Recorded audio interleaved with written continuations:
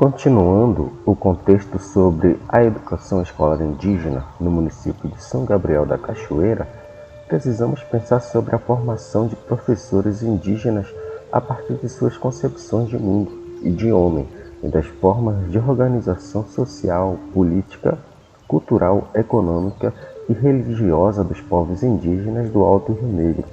Então vamos viajar da cidade de Manaus, ou também conhecido como Manaós, que foi um grupo indígena que habitava a região do Rio Negro, que deu origem ao nome atual do município de Manaus, capital do estado do Amazonas, tendo como líder a Juricaba, um símbolo de resistência indígena contra Portugal, que liderou batalhas sangrentas na região amazônica. Para chegarmos até o nosso destino, viajaremos por 3 a 4 dias do porto de São Raimundo, passando por paisagens exuberantes durante a viagem no Rio Negro, passando pelos municípios de Barcelos. A cidade de Barcelos teve origem em uma aldeia de indígenas Manaú, chamada de Mariuá, localizada no médio Rio Negro. Em 1758, a aldeia foi elevada à categoria de vila, com o nome de Barcelos, e que se transformou na primeira capital da capitania de São José do Rio Negro, atual Amazonas. Antes de chegarmos a São Gabriel, também passaremos pelo município de Santa Isabel do Rio Negro, onde estão localizados o Pico da Neblina e o Pico 31 de Março. Seu berço ficava situado à margem direita do Rio Negro, entre São Gabriel da Cachoeira e Barcelos, município a quem pertencia até seu desmembramento a partir da década de 50. E por fim chegamos a São Gabriel da Cachoeira, localizado na região norte do país, que ocupa a 13ª maior do estado do Amazonas, conhecido também como Cabeça do Cachorro, tendo como seus distritos Paricachoeira, Iauaretê e Cucuí, onde 97% dos seus habitantes são indígenas e possuem 4 línguas cooficiais, além de garantir espaço de participação efetiva dos 22 povos que habitam o município. A proposta de licenciatura intercultural é específica para a formação de professores, como a produção de livros e materiais audiovisuais de autoria indígena para o uso em sala de aula, em um programa de reforma, ampliação e construção de escolas indígenas. Educando nossa língua para português, ele. Para mim isso é muito bom por causa que essas novas línguas, elas ensinam várias coisas assim. E eu acho muito importante por causa que eu posso ensinar para mim, para os meus filhos, para os meus irmãos. Aqui na escola ela é misturado, né? Tem os tucano, né? Tem os piratapuia, também tem os baré, para que as crianças não percam essa língua Nhangatu. A 11645 ela é lacunar, na verdade. Ela existe, mas ainda há uma grande necessidade de tantos professores não indígenas entenderem como ela pode ser aplicada e associada ao currículo escolar, e também esse olhar voltado muito mais especificamente para as escolas indígenas, que tem assim, uma grande carência de materiais didáticos, de materiais na língua daqueles povos, que eles possam se identificar, que as crianças se identifiquem com o material que está na escola. A 11645, a gente pega uma carona, digamos assim, né, nas conquistas do povo afro-brasileiro, e ela vem para trazer essa questão dos povos originários, que ela é de 2008, e ainda há uma necessidade grande de se falar sobre. Se existe a lei é porque já há uma lacuna sobre essa questão e ela não é ainda desenvolvida e executada como deveria ser. Então, básica com professores não indígenas. Ainda é muito marcado o 19 de abril como Dia do Índio, como só essa data em referência aos povos originários. Quando o 19 de abril não nos representa, ele tem uma história, ele tem um porquê, um motivo de ter sido eleito, né, pelo governo de Getúlio Vargas lá em 1943, mas ele não representa uma luta, uma conquista, ele não tem a dimensão toda que os povos originários brasileiros têm. Então essa lei ela vem para colocar realmente o ensino no currículo, que as crianças entendam esse currículo no dia a dia, porque é possível. Em todo o Brasil há grupos originários próximos às escolas, há história, às vezes, no próprio nome da cidade, que são nomes de povos originários e que as pessoas desconhecem essa história.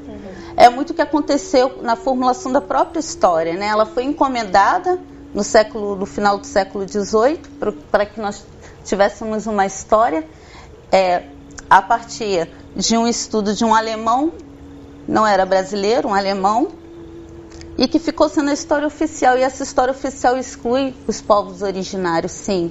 Mas a gente tem um caminho muito longo a percorrer, no sentido de colocar em prática aquilo que a Constituição assegura. E aí esse caminho, ele passa por, acima de tudo, legitimar a figura do indígena como um indivíduo constituinte da população brasileira. E o entendimento do que vem a ser um indígena, né? Porque a gente tem equívocos entre os nossos estudos. Uma coisa que a gente tem já bem alicerçada é a questão dos equívocos que existem em relação ao indígena. Os equívocos que a sociedade brasileira como um todo acaba cometendo em relação à figura do indígena. Eu posso te citar alguns, por exemplo, de que o indígena, todos os indígenas são iguais. E a gente está aqui com uma colega de uma etnia e eu trabalho, tenho uns 15 anos de experiência com uma etnia distinta. E que se nós sentarmos aqui, tivermos um tempo para nos debruçarmos sobre as características de cada uma, veremos que temos pontos de aproximação, principalmente a luta por assegurar os nossos direitos. Mas temos pontos que nos distanciam e que nos fazem grupos culturais distintos. Então, esse entendimento de que a gente tem etnias, grupos distintos, mais de 300, pelo último censo, mais de 300. Esse entendimento que a sociedade brasileira como um todo precisa ter. Outro, talvez o mais importante, é de que a cultura indígena, a cultura de um grupo indígena, como a cultura como o conhecimento, como o modo de ser e viver de qualquer grupo cultural, é dinâmico. Então, ainda existe no senso comum aquela ideia de que quem é o indígena? É aquele que vive nu na floresta, né? E essa visão, esse entendimento, de algum modo, ele legitima um passado. Mas a cultura indígena, assim como toda cultura é dinâmica. Então eu pergunto a você que não é indígena, por que você não está vestida como a princesa Isabel? Mas a sua cultura é dinâmica e na interação você mudou a sua maneira de se vestir. Vou citar um exemplo, mas não vou aí me adentrar a questão de qual etnia. Então, um grupo formulou uma escola, construiu a escola por mais de 20 anos, né, um grupo étnico que eu visitei. A escola foi feita por eles e depois que a escola passou pelos cuidados do Estado, esses professores indígenas deveriam passar também uma seleção para serem professores dessa escola. E essa seleção era uma seleção para não indígenas e não para os indígenas. Então, os indígenas dessa escola, eles são professores substitutos, eles não são os professores efetivos, inclusive o diretor da escola não é indígena, mas a escola foi feita por indígenas. Uma questão é essa, se o Estado realmente vai cumprir com essa lei e respeitar. Outra questão é a ausência total da escola. Quando um amigo Craô ou Chavante, ele quer ingressar à universidade, primeiro ele tem que saber outro idioma, que é o português. Nenhuma das pessoas da região sabe falar o seu idioma, mas o indígena precisa ser bilíngue, porque todo indígena é bilíngue. Porque se ele não for bilíngue, ele não se comunica no seu próprio território. Então essa é uma questão. E também o esclarecimento para os professores não indígenas, o espaço para esse professor indígena estar nessas discussões, ou mesmo o próprio indígena, com a sua sabedoria que nenhum diploma vai validar. A falta de respeito a esses conhecimentos, ela começa pelo desprezo, pela falta de espaço para que ele se manifeste, pelo silenciamento, por tornar invisível um grupo de pessoas tão grande. Então, acho que o desrespeito já começa por aí. Se você pensar também, um outro aspecto que vai muito ao encontro com o que ela está falando, é a questão da formação, não só dos professores, mas de todos que vão lidar com essa escola. A falta de uma política de formação, inclusive dos técnicos de secretaria, de gestores, que vão interagir com essa escola para respeitar a diversidade que essa escola tem que ter. A falta de uma continuidade, porque a falta da formação, ela passa, o indivíduo que não tem a formação, que não está sensibilizado para a causa, ele olha para a interrupção de processos como coisa natural. E a gente sabe que aí não é só na escola indígena, mas em qualquer situação, se você não tem continuidade, você não vai ter sucesso nunca. Então muitas coisas ainda se pensa, está se construindo, se vendo, conversando, refletindo qual é a melhor maneira da escola lidar com essa situação de educação diferenciada, né? No contexto cultural, no contexto diferenciado, de fato, a disciplina história, né, é muito especial, assim, porque a partir dela você vai desenvolver conhecimentos com os alunos, com as séries iniciais, com os maiores, visando a valorização da sua própria história, né? Essa é a prioridade. Primeiro eles têm que entender tudo sobre a sua cultura, de onde que ela é, né? Então, depois é ensinado o conteúdo muitas vezes que está nos livros. Seria muito bom se a nossa história oficial fosse essa. Que a gente entenda que há uma história na terra, há uma história na memória dessas pessoas, e essa história constitui o nosso país. Essa história oficial, como eu mencionei antes, ela foi encomendada e ela tem um olhar do outro. É um olhar de fora sobre o nosso próprio país. As crianças, tanto as indígenas quanto as não indígenas, têm o direito de saber sobre a sua terra, sobre a sua localidade, sobre o nome das suas árvores, sobre os pássaros. Isso faz parte da história de um local. Isso faz toda a diferença para uma comunidade. Tanto os indígenas quanto não indígenas ganham muito com isso. Há de se repensar talvez até no currículo, por que não? Quando eu falo assim, o termo índio não é o correto ser usado, as pessoas falam, professor, e o que eu falo? Você poderia falar povo originário, me chama de puri. Porque a gente começa por, você quer mudar uma coisa de 500 anos? Sim. A troca de saberes, em qualquer circunstância, e não precisa ser só na universidade não, em qualquer circunstância onde há uma troca legítima de saber, né, sem que haja uma hierarquia, sem que um saber se sobreponha sobre outro, todos ganham. Todos ganham porque aí a gente pode, né, construir novos saberes a partir dos saberes já em troca. E no caso da licenciatura, dos cursos de licenciatura, de pedagogia, onde eu atuo, podem ser bastante funcionais na escola não indígena. A multiplicidade de linguagens é uma questão que, implementada nas escolas não indígenas, pode favorecer bastante o processo de ensino-aprendizagem. O apelo à repetição, mas uma repetição inteligente, não aquela repetição mecanizada.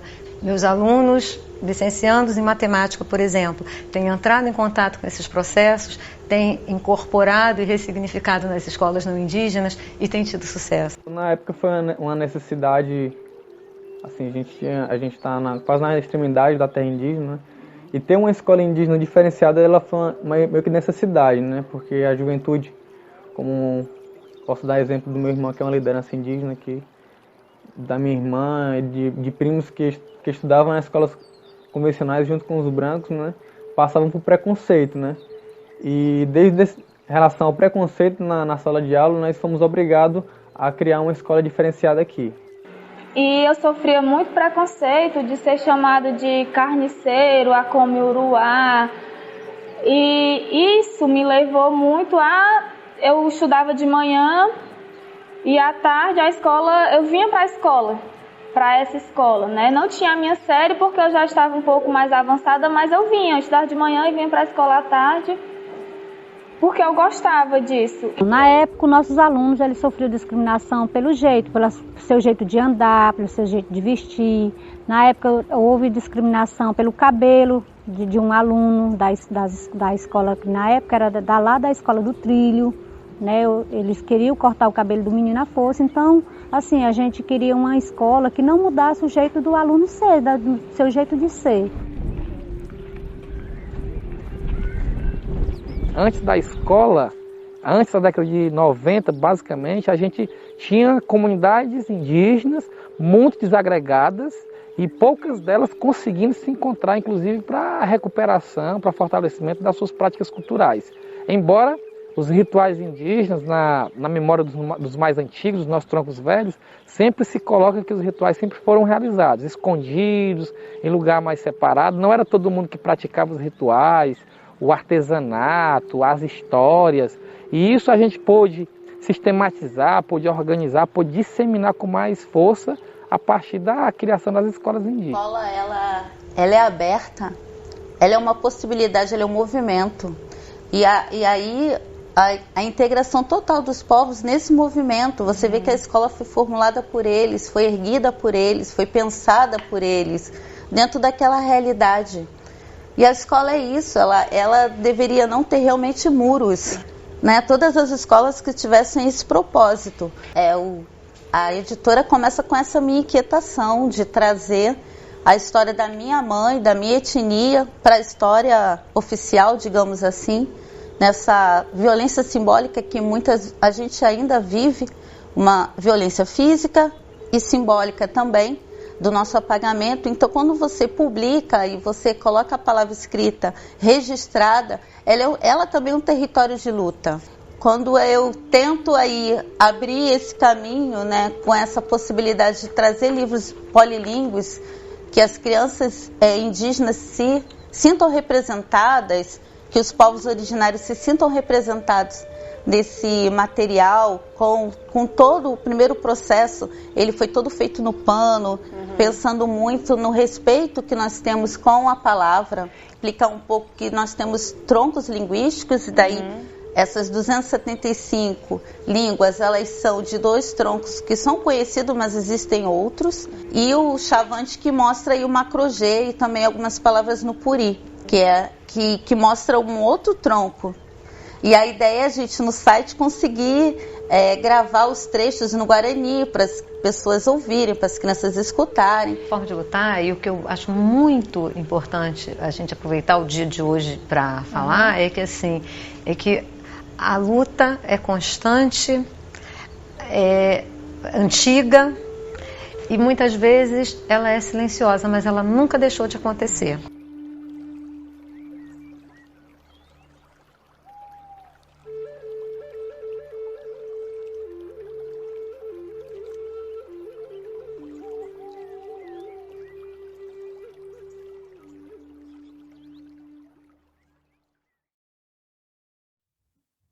Olá, meu nome é Sônia Pinheiro.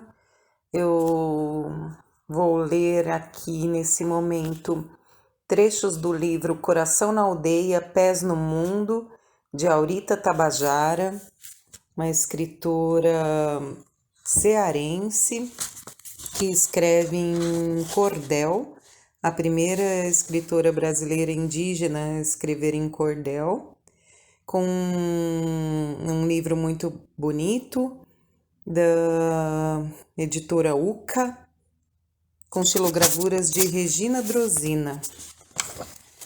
Eu vou ler alguns trechos, porque o livro é bem maior. Peço licença, que sou descendente de cearenses também, então eu vou aqui, nascida em Santo André, em São Paulo, mas vou aqui tentar trazer o sotaque que eu ouvi a vida inteira na minha família. Um sotaque que também a Aurita Tabajara tem, que é o sotaque cearense. Peço aqui, Mãe Natureza, que me dê inspiração para versar essa história com tamanha emoção da princesa do Nordeste, nascida lá no sertão. Quando se fala em princesa é de reino encantado, nunca jamais do Nordeste ou do Ceará o estado, mas mudar de opinião será bom aprendizado. Num distante interior tangido por vento norte, o balanço de uma rede ou como um sopro de sorte, nasceu uma indiazinha chorando bem alto e forte. Criou-se desde infante no berço de sua gente, ouvindo belas histórias de sentido inteligente, edificando caráter na sua fase adolescente. Já estando mais crescida, moça de sonho profundo, respeitadora da honra de Maria ou Raimundo, voando qual beija-flor nas maravilhas do mundo. Foi a primeira netinha da vovó boa parteira, contadora de história, também grande mesinheira, na região respeitada por ser sábia conselheira. Uma menina saudável com nome a definir. Vovó a chamou Aurita, mas quando foi traduzir, um ancestral lhe contou, Arirei está a vir. A menina foi crescendo, aprendeu a caminhar. Com 9 meses de vida, tudo sabia falar. Dizia, quando eu crescer, quero aprender a curar. Aprendeu a ler na rima, tudo queria rimar. As brincadeiras e histórias que ouvia vovó contar. Com tambor e maracá, de música foi gostar. Conversava com espíritos, mas ninguém acreditava. Conseguiu fazer remédio com as ervas que sonhava. Cedinho no outro dia as recolhia e plantava. Contava para a vovó que dizia, vá sem medo, o tempo que vai chegar desvendará o segredo. Escute, aprenda, pratique, vai precisar logo cedo. A Aurita tinha um segredo que não podia contar, somente para sua avó se encorajou a falar. Não gostava de meninos e não sabia lidar. Fez magistério indígena com muita dedicação. Escrevia bem cordel, pesquisou com atenção e o governo aprovou a sua publicação. Na sua comunidade, dispôs-se a alfabetizar as crianças e os adultos para assim minimizar os limites que impediam o seu povo de lutar. Nesse momento, leitor, ficarei no meu cantinho, deixando a própria Aurita seguir firme em seu caminho e de forma cativante contar tudo com carinho. Agora eu tenho em mente um desafio a enfrentar, refazer minha história sem desistir de lutar. Tantas noites eu chorei, quanta tristeza passei, não dá nem para imaginar. Depois de forte batalha, buscando sobreviver, assumi minhas raízes e assim pude perceber. Tudo aqui tem um padrão, quem tem grana é o patrão, ter é mais do que o ser. Mas em vez de desistir, foi mais forte o meu amor. Recorri à autoestima, Tupã ouviu meu clamor, pois nessa escola da vida, ter mente desenvolvida foi meu maior valor. Mãe é um anjo da guarda que nasce para brilhar, que supera ingratidão, sofre sem deixar de amar. Minha mãezinha querida orientou-me destemida a cantar, rezar, brincar. Hoje me sinto estudada, só não pude ser doutora. À luz da ancestralidade, honro minha genitora. Ouço seus ensinamentos, tradições, conhecimentos de uma grande professora. Agora sinto saudades da brisa que lá soprava, ao relento frio da noite, no banco que me sentava, para ouvir belas histórias que compõem minhas memórias, todas que vovó contava. Sempre neles a pensar e sentindo comoção, os costumes do meu povo estão no meu coração, e com a literatura falo de minha cultura, riqueza de uma nação. Agradeço a Tupã por me guardar e inspirar, ao meu povo tabajara pela vida me ensinar. Se você é como eu, sofre ou antes sofreu, não desista de lutar. Essa é minha história, tenho muito para contar. Feliz eu serei um dia se o preconceito acabar. Letras são meu baluarte, revelo com minha arte um Brasil a conquistar. Aurita Tabajara, coração na aldeia, pés no mundo. A vida tem sua própria lógica, sua própria escrita. Quando a gente não a lê, ela dita. Quando a gente não a ouve, ela grita. Quando a gente não a entende, ela ela explica. Quando a gente se apercebe, ela aurita. Daniel Munduruku, sobre Aurita Tabajara. É um livro muito bonito, com ilustrações incríveis de Regina Drosina. São xilogravuras de Regina Drosina. Um livro com encarte muito bonito, vermelho e preto. E aqui na apresentação de Aurita, ela diz: a literatura manifesta em mim uma dupla ação, uma dupla atuação, autoexpressão e resistência. Por meio dela, busco desconstruir estereótipos atribuídos a mulheres indígenas, uma vez que não perco minha ancestralidade morando na cidade e usando tecnologia. Quero tirar a falsa impressão de que quando estou com roupas e pinturas tradicionais, eu estou fantasiada, posto que isso faz parte de minha identidade e não de uma performance. A todos quero explicar por meio do meu ritmo impresso na palavra. E ela segue dizendo: resgato aqui uma fala do grande escritor e mestre da literatura indígena brasileira, Daniel Munduruku. Ele argumenta que, quando a literatura é produzida por nós indígenas, estamos afirmando um compromisso com a conscientização da sociedade brasileira sobre os valores que os povos originários carregam consigo, apesar de 5 séculos de colonização.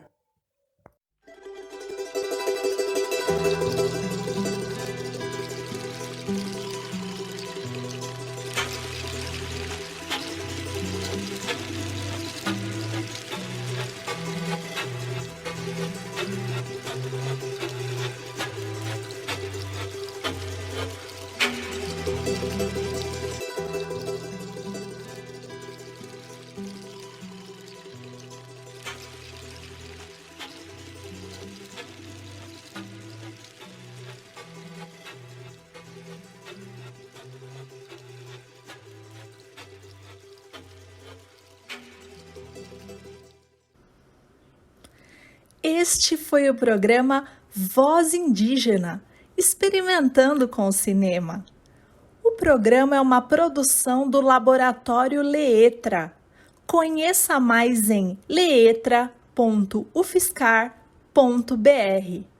Agradecemos a parceria da Secretaria-Geral de Educação à Distância, além do apoio da Coordenadoria de Cultura da Pró-Reitoria de Extensão da Universidade Federal de São Carlos. Também agradecemos pelas ricas contribuições de todas e todos que participaram da elaboração desse episódio. Gratos também pela sua audiência, esperamos você no próximo programa para seguirmos nossa viagem pelos caminhos da Ameríndia. Até lá!